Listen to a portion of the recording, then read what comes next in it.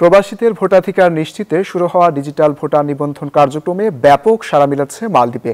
Online ভিত্তিক এই প্রক্রিয়া চালু হওয়ায় দারুণ উৎসাহের সঙ্গে নিবন্ধনে অংশ নিচ্ছেন রেমিটেন্স যোদ্ধারা।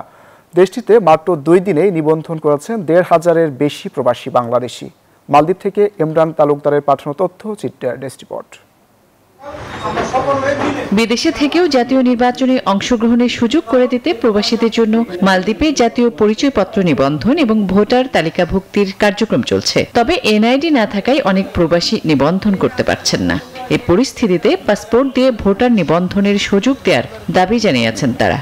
নিবন্ধন করতে গিয়ে যাদের এনআইডি নাই তারা একটু সমস্যা করতেছে।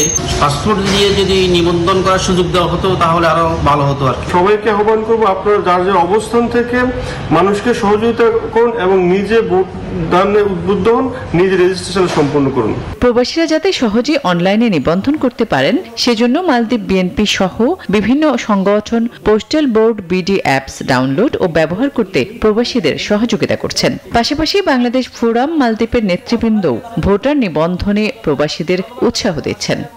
দীর্ঘ প্রতীক্ষার পর আমরা প্রবাসীরা প্রবাস থেকে ভোট দেওয়ার যে সুযোগ পেয়েছি, ভোটার নিবন্ধনের মাধ্যমে আমরা সবাই নিবন্ধন করতেছি। আমরা আসলে সবাই উচ্ছ্বসিত। বাংলাদেশ হাই কমিশনার ওনারাও এই কাজে যথেষ্ট সহযোগিতা করতেছে। ওনাদের সাথে আমরা যোগাযোগ করে ইনশাআল্লাহ কাজে এগিয়ে যাচ্ছি। ডিজিটাল ভোটার নিবন্ধন কার্যক্রমকে দেশের গণতান্ত্রিক প্রক্রিয়ায় একটি গুরুত্বপূর্ণ অগ্রগতি হিসেবে দেখছেন মালদ্বীপ প্রবাসীরা। এর মাধ্যমে দেশের নেতৃত্ব নির্বাচনে তাদের সরাসরি অংশগ্রহণের সুযোগ মিলছে বলেও মনে করেন রেমিটেন্স যোদ্ধারা। Desk report, news 24।